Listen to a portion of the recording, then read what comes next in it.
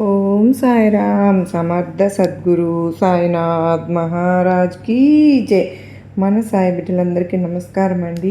అందరూ ఎలా ఉన్నారు, ఏం చేస్తున్నారు? మన సాయినాథుని దయవలన అందరూ సుఖంగా సంతోషంగా ఉండాలని మనస్ఫూర్తిగా సాయిని వేడుకుంటూ ఈరోజు వీడియోని అయితే మొదలు పెడుతూ ఉన్నాను. ఇక ఈరోజు వీడియోలో సాయినాథుడు మనకు అందిస్తున్న సందేశం ఏంటి అంటే కనుక, బిడ్డ, నీకు ద్రోహం చేసేటటువంటి కొంతమంది వ్యక్తులను నేను కనిపెట్టానమ్మా. కనుక ఆ వ్యక్తులు నీకు ఏ విధంగా ద్రోహం చేయాలి అనుకుంటున్నారో వాళ్ళ పేర్లు కూడా నీకు చెప్పబోతున్నాను. కనుక నేను నీ ముందుకు ఒక సందేశాన్ని అయితే తీసుకువచ్చాను. మరి నువ్వు నాకు నా వెంకన్న చెప్పమంటేనే నేను వచ్చాను తల్లి. నువ్వు ఆ సందేశాన్ని విన్న తరువాత నీకు తప్పకుండా వారు ఎవరు అనేది నీకు అర్థమయ్యే తీరుతుంది. అలాగే నేను చెప్పే మాటలను అసలు పొల్లు పోకుండా జాగ్రత్తగా ఆలకించు. ఎందుకంటే నువ్వు అన్ని విషయాల్లో కూడా అతి మంచితనంతో అందరినీ నమ్మిస్తున్నావు. అలాగే ఎవరు నీవారు, ఎవరు నీకు అపాయం చేసేవారు అనేది కూడా నీకు తెలియకుండా ఎన్నో ఇబ్బందులు కూడా పడుతూ ఉన్నావు. అయితే నీవు జాగ్రత్త పడాలి. అందుకే నీకు ముందుగానే ఈ సందేశాన్ని నీ ముందుకు తీసుకుని వచ్చాను. ఇక ఏమాత్రం ఆలస్యం చేయకుండా నేను చెప్పేది నువ్వు చాలా జాగ్రత్తగా విను. ఒక్కసారి వెంకన్నను తాకి చూడు, అన్నీ నీకు అర్థమవుతాయి. ఈరోజు మనలో ఎంతో అమూల్యమైనటువంటి సందేశాన్ని మనకు సాయినాథుడు చెప్పబోతున్నారు. మనల్ని మోసం చేయడానికి ఎవరు వస్తున్నారు, ఎవరిని చూసి మనం జాగ్రత్త పడాలి. ఈరోజు మనం సందేశం రూపంలో వచ్చినటువంటి ప్రతి మాటను కూడా ఆలకిద్దామండి. అసలు ఇంతగా మనకు భగవంతుడు ఎందుకు ఇలా చెప్తూ ఉన్నారు? ఈరోజు నీ కంటపడిన వెంటనే కాదనవద్దు, నిర్లక్ష్యమే చేయవద్దు. ఒక్క క్షణం ఆగి ఈ సందేశాన్ని విను. గంటలు, రోజులు, వారాలు కాదు, కేవలం నీ జీవితంలో కొన్ని సంఘటనలు, మలుపులు, మెలుకలు, ఇలా ప్రతి ఒక్కటి కూడా పూర్తిగా మారిపోతున్నాయి. ఒక్కొక్కసారి నీ జీవితమే తలకిందులైపోతున్నట్లుగా నీకు అనిపిస్తుంది కదా. కనుక ఈరోజు నేను అందించే ఈ సందేశాన్ని నువ్వు విన్నావు అంటే కనుక అసలు ఆ వ్యక్తులు ఎవరు, నీకు ద్రోహం చేసే వ్యక్తులు ఎవరు, నీ మంచి కోరే వ్యక్తులు ఎవరు అనేది నువ్వు తప్పకుండా తెలుసుకుంటావు. అసలు ఆ వ్యక్తుల యొక్క మోసం అనేది తెలుసుకుని నిజంగా నువ్వు కొంచెం బాధపడతావు. అయినప్పటికీ బాధపడాల్సిన పని అయితే లేదు. ఎందుకనంటే నువ్వు జాగ్రత్తగా ఉంటావు కదా. కనుక నువ్వు నిర్లక్ష్యమే చేయవద్దు. ఏముందులే అని చెప్పి తీసి పారేయనవద్దు. ఈరోజు నీకు తెలియనటువంటి రహస్యాలను దాచి ఉంచాను. కనుక నువ్వు అశ్రద్ధ చేయకుండా, నిర్లక్ష్యం చేయకుండా ఈరోజు నువ్వు పూర్తిగా వింటేనే నీకు ఏంటి అనేది అర్థమవుతుంది. అది కేవలం నేను నీ కోసం తెచ్చినటువంటి ఒక రహస్యమైనటువంటి సందేశం. కనుక చివరి వరకు విను, నీకు అర్థమవుతుంది. చూడు తల్లి, ఇప్పుడు నీకు కొంచెం కంగారు, అలాగే కాస్త భయము నీకు అనిపిస్తుంది కదా. అయితే అవన్నీ కూడా నీకు నీ మనసులో మెదిలే ఉంటాయి. మరి ఎందుకు అసలు నన్ను ఎవరు మోసం చేస్తున్నారు? నేను ఎవరికి కూడా ఎటువంటి చెడు తలపెట్టలేదు కదా, ఎవరికి నష్టం అనేది చేయలేదు కదా, ఎవరిని గాయపరచను లేదు, నొప్పించలేదు, ఎవరి దగ్గర ఉన్నటువంటి వస్తువులను కూడా నేను లాక్కోలేదు కదా. డబ్బు కానీ, మనశ్శాంతిని కానీ నేను ఎవరి దగ్గర లాక్కోలేదు. మరి అటువంటప్పుడు నా మీద ఎవరికి పగ ఉంటుంది, ఎవరికి కక్ష ఉంటుంది, నన్ను మోసం చేయాలనే ఉద్దేశం ఎవరికి ఉంటుందో అని నన్ను పదే పదే అడగాలనిపిస్తుంది కదా. అందరితో మంచిగానే ఉన్నాను కదా. ఏదైనా కొనాలి అంటే సహాయం చేశాను. ఆపదలో ఉన్నప్పుడు వారికి నా మీద అటువంటి దురుద్దేశం పెట్టుకుని ఉన్నవారు ఉన్నారా? ఎవరు వారు అని నీ మనసులో నువ్వే ప్రశ్నిస్తూ ఉన్నావు కదా. నీ మనసులో ఆ సందేహం మొదలైంది కూడా. ఇవన్నీ తెలియాలంటే ఈరోజు ఈ సందేశం నువ్వు పూర్తిగా వినితీరాలమ్మా. ఆ వ్యక్తి మంచి వ్యక్తిగా ఉంటారో, ఎంత ముక్కుసూటితనంతో ఉంటారో, వాళ్ళు ఎవరి దగ్గర చెయ్యి చాపకుండా ఎవరికైతే వారి జీవితంలో రెక్కల మీద కష్టపడుతూ ఉంటారో అటువంటి వారికి శత్రువులు ఎక్కువ, తెలుసా? ఎందుకంటే నీకు మోసం చేయడం అనేది తెలియదు, ఒకరి దగ్గర చెయ్యి చాచడం అనేది తెలియదు, అలాగే ఒకరి మనసును నొప్పించడం కూడా తెలియదు, ఒకరిని బాధ పెట్టడం కూడా తెలియదు, ఒకరిని మోసం చేయడం తెలియదు. ఇవన్నీ కూడా తెలియనటువంటి, శుభం తెలియనటువంటి అమాయకురాలివమ్మ నువ్వు. చెప్పాలి అంటే అమాయకపు పిచ్చి తల్లివి. అంతకంటే నిన్ను మోసం చేయడం అనేది అసలు తెలియదు నీకు.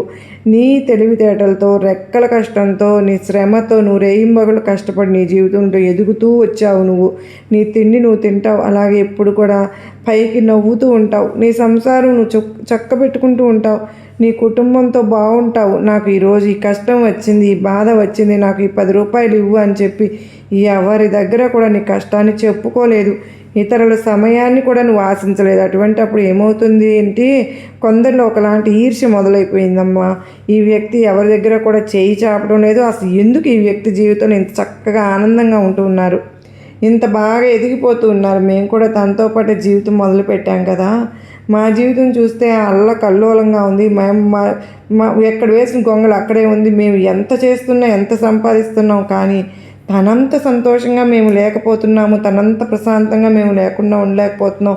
ఇక తన కుటుంబంతో అతను ఆమె ఎంత సంతోషంగా ఉంటుంది, తన కుటుంబంతో ఎంత సమయం గడుపుతూ ఉంటారు, మా వల్ల కావడం ఇది ఎందుకని, మేము ఎందుకు ఉండలేకపోతున్నాం, సమాజంలో వారికి వచ్చినంత పేరు మాకెందుకు రావడం లేదు, అసలు వాళ్ళు చేసేదేంటి, మేం చేయలేనిదేంటి, ఎందుకు వాళ్లకు నవ్వుల పాలు చేసేయాలి అని చెప్పి, నీకు మనశ్శాంతి లేకుండా చేయాలని చెప్పి, నీ కుటుంబాన్ని చిన్న భిన్నం చెయ్యాలి అని చెప్పి టార్గెట్ పెట్టుకున్నారమ్మ నిన్ను.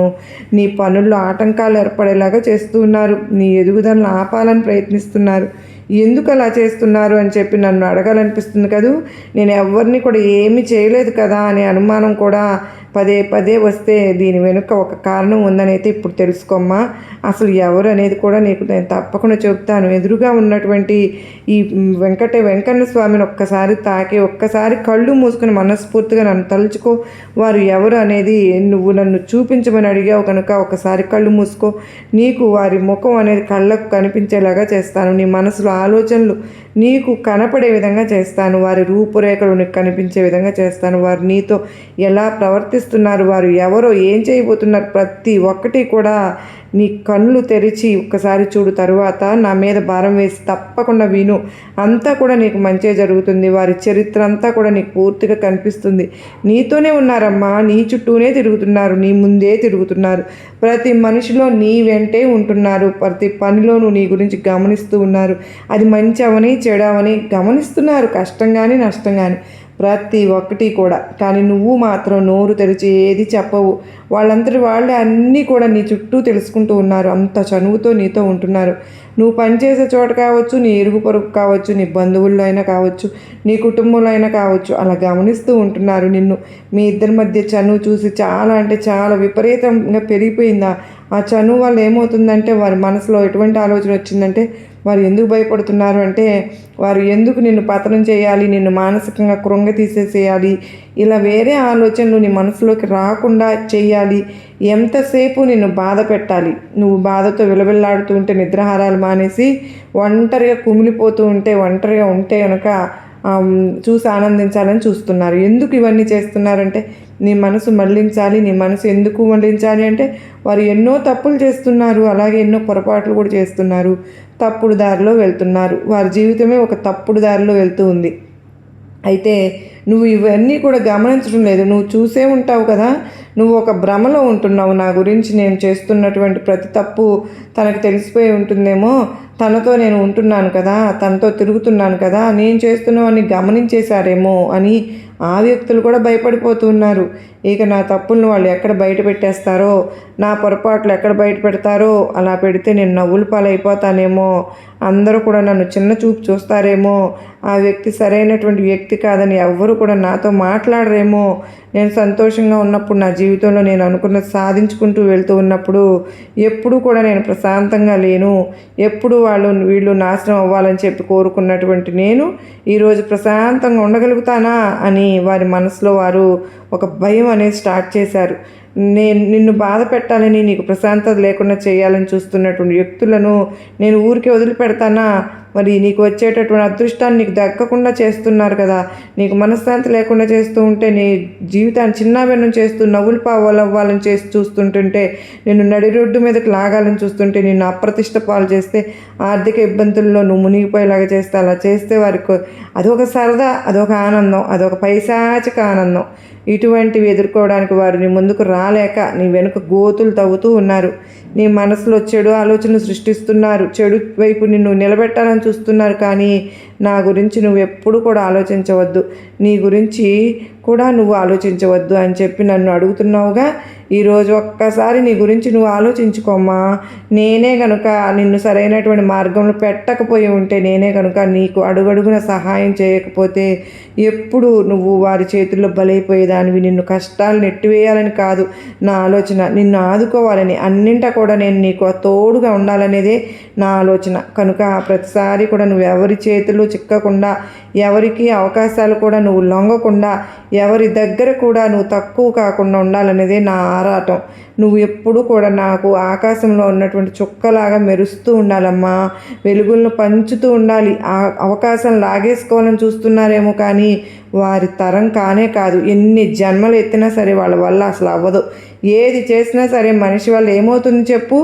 ఏదైనా తలుచుకుంటే నేనే తలుచుకోవాలి. మంచి అయినా చెడైనా నా ఆశీర్వాదంతోనే అది జరుగుతుంది. అటువంటి వాళ్ళు నీ ముందు ఎన్ని ఆటలాడినా వాళ్ళ ఆటలు సాగనిస్తానా చెప్పు? భయపడవద్దు, నేను నీతో ఉన్నానుగా.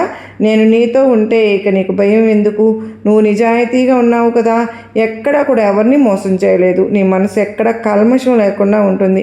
కల్మషంలోనే నువ్వు కల్మషం లేనటువంటి గొప్ప మనిషివమ్మ. ఆకలితో ఉన్న వారికి అన్నం పెడతావు. నీతో పాటు నలుగురిని నీతో పాటు పైకి తీసుకొస్తూ ఉంటావు. అలాంటి నిన్ను దెబ్బ కొట్టనిస్తానా? నేను అసలు అలా చేస్తే చూస్తూ ఊరుకుంటానా? వారి పప్పులన్నీ ఉడకనిస్తానా? వారి ఆటలు సాగనిస్తానా? ఎన్ని జన్మలు ఎత్తినా కానీ వారు నిన్ను ఏమీ చేయలేరు. ధైర్యంగా ఉండు. నీ ఎదురుగా నేనున్నాను. కొండంత అండగా నుంచుని ఉన్నాను. ఆ విషయం వాళ్ళకు తెలియడం లేదు. అనవసరంగా వాళ్ళ సమయాన్ని వృధా చేసుకుంటున్నారు. మనశ్శాంతిని పోగొట్టుకుంటూ ఉన్నారు. వాళ్ళ డబ్బును వాళ్ళు వృధా చేసేసుకుంటూ ఉన్నారు. సమయాన్ని, ఆలోచనలు అన్నింటినీ కూడా నీ మీద ప్రయోగించి అనవసరంగా వారి మనశ్శాంతిని దూరం చేసేసుకుని అల్లాడిపోతూ ఉన్నారు. అది వాడు గమనించుకోవడం లేదు. ఎంతసేపటికి నీ మీదే చూపు, నీ మీదే మనసు. ఇంకొకరు తప్పులు, పొరపాట్లు ఏవి కూడా ఏదైతే వారు గుర్తిస్తూ ఉంటారో వారి జీవితం ఎప్పుడు కూడా సంతోషంగా ఉండదు. కర్మ ఎవరిని విడిచిపెట్టదు అని చూస్తుంది. కర్మ ఒక్కసారి గుర్తుపెట్టుకుంటే చాలు, తిప్పి తిప్పి మరలా ఆ కర్మ ఫలితం వారు అనుభవించవలసి ఉంటుంది. పైకి లేవలేరు. మరలా అలాంటి దెబ్బ అతి త్వరలోనే రుచి చూపిస్తాను. ఎవరైతే నిన్ను నవ్వుల పాలు చేయాలనుకుంటున్నారో వారే అప్రతిష్ట పాలు చేయాలని చెప్పి, నష్టపరచాలని చెప్పి, మానసిక కృంగతీయాలని భగవంతుడు వారి జీవితాన్ని చిన్నాభిన్నం చేయాలని నిర్ణయించాడు.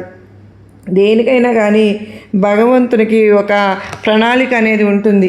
ఆ ప్రణాళిక ప్రకారమే భగవంతుడు నడుచుకుంటాడు. కనుక వారికి అటువంటి బుద్ధి చెప్పాలని ఆలోచిస్తూ ఒక ప్రణాళికని, ఓపిక, సహనం అనేది కూడా భగవంతుడికి ఉంటుంది. ఆ ఓపిక, సహనం నశించిపోతే తగినటువంటి శిక్షను తప్పకుండా అమలు పరిచే తీరుతాడు. అదే ఈ రోజున నీకు ఎవరైతే కీడు తలపెట్టాలని చెప్పి చూస్తూ ఉన్నారో వ్యక్తులు ఉన్నారో వారి జీవితంలో వారు కోలుకోలేనటువంటి దెబ్బను వారు పొందబోతున్నారు. నువ్వు పనిచేసే చోట నీ ఇరుగు పొరుగు కావచ్చు, ఒక వ్యక్తి లేదా ఎవరైనా సరే, ఇద్దరు వ్యక్తులు ఇలా భాగస్వామ్యంగా కావచ్చు, ఏదైనా కానీ నీకు కీడు తలపెట్టాలని చెప్పి చూస్తూ ఉన్నారుగా. మరి ఆ వ్యక్తులు ఎవరు అనేది నీ అంతరాత్మకి తెలియాలి. నీ మనసుకే తెలియాలి. నీ ఆలోచనలకే రావాలి. నీ చుట్టూ ఎవరు ఎలా ప్రవర్తిస్తున్నారు, ఎవరు నిన్ను తప్పుడు మార్గంలోకి తీసుకెళ్లాలని, తప్పుడు ఆలోచనలు నువ్వు చేసేటటువంటి పని నుండి నిన్ను తప్పించాలని చెప్పి చూస్తూ ఉన్నారు. నీ ధ్యాసను మళ్ళిస్తున్నారు. ఇలా అన్నీ కూడా నీకు వారి రూపాలు కనిపించేలాగా నేనే చేస్తాను. వారి ఆలోచన నీకు వినిపిస్తాను. ఇలా నీకు అర్థమయ్యేలాగా ప్రతిదీ కూడా నేను చేస్తాను. నా మీద భారం వెయ్యి, అలాగే నేను నీ కళ్ళకు కట్టినట్లుగా అంతా చూపిస్తాను. నీ ముందుకు వాళ్ళను రప్పిస్తాను. వాళ్ళు ఎన్ని వేషాలు వేస్తున్నారో కూడా నీకు అర్థమయ్యేలాగా చేస్తాను. ఎందుకంటే నీకు కొన్ని వాళ్ళు చేసే పనులు తెలుసు, కానీ నువ్వు సర్దుకుపోతూ ఉన్నావు. ఇక అలాంటి వారు ఎవరున్నారు అనేది గమనించుకో. ఆ రోజు నీకు తప్పకుండా తెలుస్తుంది నువ్వు ఎంత బాధపడ్డావో వారి వల్ల, అలాగే ఎంత నష్టపోయావు అనేది. ఇక నుండైనా జాగ్రత్త పడు. అర్థమైంది కాదు? ఎవరు ఎలాంటి వాళ్ళు తెలుసుకుని జాగ్రత్తగా సంతోషంగా ఉండు. వాళ్ళకు తెలిసినా నీకు తెలిసినట్లుగా వాళ్ళకు చెప్పవద్దు. నీ సంపాదన విషయాలు చెప్పవద్దు. పొరపాటును కూడా వాళ్ళతో పంచుకోనేవద్దు. అలా పంచుకోవడం వల్ల వాళ్ళు నిన్నే దెబ్బ కొడతారు. కనుక జాగ్రత్తగా ఉండు. నువ్వు ఎంత జాగ్రత్తగా ఉంటే నీకు అంత మంచిది. నువ్వు అలా చెప్పడం వల్లనే వాళ్ళు పూర్తి నరదృష్టి కూడా నీ పైన పడుతుంది. నువ్వు ఏమాత్రం కూడా పైకి ఎదగలేవు. నరదృష్టికి నల్లరాళ్ళు పగులుతాయి అంటారు కదా, అట్లాగా అని చెప్పి అంటారు మరి పెద్దలు. కానీ జాగ్రత్తగా కనుక నువ్వు సొంత విషయాలను చెప్పుకోకుండా అందరితో మంచిగా ఉంటూ ఉండు. అంతా కూడా నీకు మంచిగా జరుగుతుంది. నేను నీకు తోడు ఉన్నానుగా. ఈ ఒక్కటి నమ్ము, నీ భారమంతా నేనే వహిస్తాను, నవ్వుతూ హాయిగా ఉండు, అన్నింటినీ కూడా అతి త్వరలో చక్కబెడతాను అని ఈరోజు మనకు అమూల్యమైనటువంటి సందేశాన్ని సాయినాథుడు అందించారు కదండి. మరి ఎవరైనా సరే కానీ నిజం చెప్పాలంటే ఈ రోజుల్లో మనం మంచి కోరేవారు ఎవరో, మన చెడు కోరేవారు ఎవరో అర్థం కావడమే లేదు. పైకి ఒకలాగా ఉంటున్నారు, వెనకాల ఇంకోలాగా మాట్లాడుతున్నారు కదా. అటువంటి నీచులకు తప్పకుండా మనం ఉండాలి కదా. మరి మనకి అటువంటి మన పర్సనల్ విషయాలను ఎవరితోనూ షేర్ చేసుకోకుండా కూడా ఉండాలి. తిరిగి మళ్ళా మరొక చక్కని సాయినాథుని సందేశంతో మళ్ళీ కలుసుకుందామండి. అంతవరకు ఆ సాయినాథుని కృపా కరుణా కటాక్షములు, ఏడుకొండల వెంకన్న స్వామి కరుణా కటాక్షములు మనందరిపైన ఉండాలని చెప్పి మనస్ఫూర్తిగా నేను కూడా మీ అందరి తరపున కోరుకుంటున్నాను. ఆ తండ్రి ఆశీస్సులతో మనందరికీ కూడా అష్టైశ్వర్యాలు ఆయురారోగ్యాలు ప్రసాదించాలని ఏడుకొండల వెంకన్నను మరొక్కసారి వేడుకుంటూ సాయినాథుని కృపకు మనందరం కూడా పాత్రలు అవ్వాలని, బాబావారి ఆశీస్సులు మనందరిపైన ఉండాలని మనస్ఫూర్తిగా కోరుకుంటూ సర్వే జనా సుఖినో భవంతు. జై సాయిరామ్ అని పలుకుదామా.